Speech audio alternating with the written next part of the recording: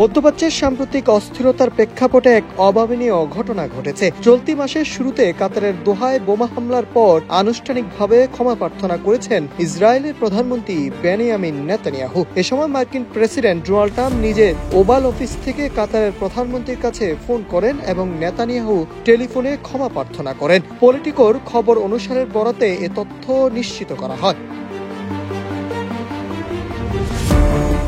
White house থেকে সাদাকালো একটি ছবি প্রকাশের পর বিষয়টি আরো স্পষ্ট হয়ে ওঠে। ছবিতে দেখা যাচ্ছে ট্রাম্প ফোন ধরে আছেন এবং ইসরায়েলি প্রধানমন্ত্রী স্ক্রিপ্ট থেকে কিছু পড়ছেন।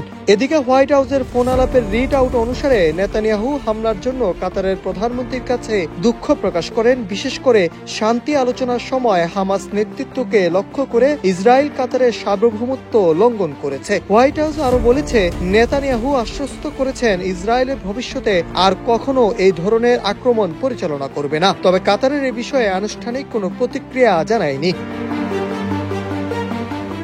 এদিকে মধ্যপ্রাচ্যের কূটনৈতিক অঙ্গনে নতুন করে উত্তেজনা তৈরি হয়েছে।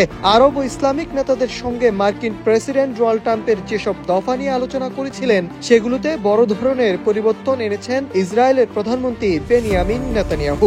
এসব পরিবর্তনে সৌদি আরব, তুরস্ক, জর্ডান ও কাতার সহ দেশগুলো তীব্র ক্ষোভ প্রকাশ করেছে। প্রথমে উদ্যোগটি ছিল একটি যৌথ প্রচেষ্টা, কিন্তু এখন ইসরায়েল এটিকে শান্তি উদ্যোগ হিসাবে নয় বরং শুধুমাত্র নিজেদের নিরাপত্তা হাতিয়ার হিসাবে ব্যবহার করেছে বলে অভিযোগ উঠেছে।